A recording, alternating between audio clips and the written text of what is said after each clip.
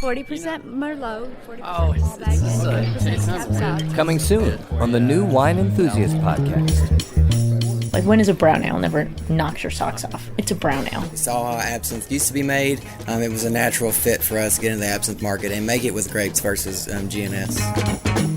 We're doing this podcast because we recognize that the conversation of wine is happening in so many different places now, and podcasting is one of those areas that's just perfectly suited for the conversation of wine. Hi, I'm Marina Vitage. I'm the digital managing editor at Wine Enthusiast magazine.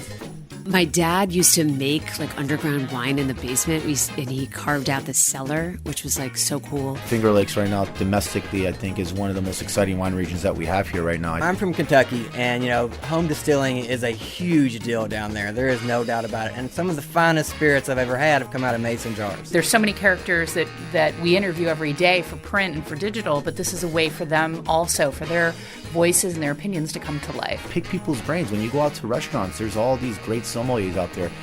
Ask them for their advice, just a couple of questions. Well, and then just tell me what else you're working on that's new and exciting. Okay, so the thing I'm super excited about is Ramona Fizz. From our podcast, I think you'll expect some characters giving you insight into their lives and the way in which they interact with wine, spirits, and beer. You're going to also learn a lot about our editors and their personalities and the sort of discoveries that they make in their jobs. Hi, I'm Joe Cherwinski, managing editor of Wine Enthusiast magazine. Carrie Dykes, tasting coordinator. Since we're talking a while back in the 70s, all the cool restaurants were French. My name is Susan Kostrava, and I am the executive editor of Wine Enthusiast magazine. I'd have to say that wine coolers were my entry into the world of wine.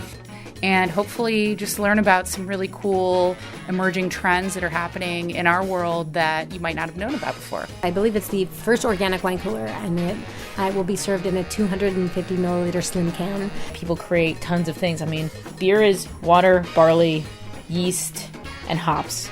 Yet the flavor combo is just outstanding. People want to know what I drink when I go home at night, and whiskey doesn't seem to satisfy them, even though that's true. And also, I think it's a way of listeners really learning about the editors from their own voices and getting to know the personalities behind the stories. For more information, go to winemag.com and subscribe for more podcasts and stories.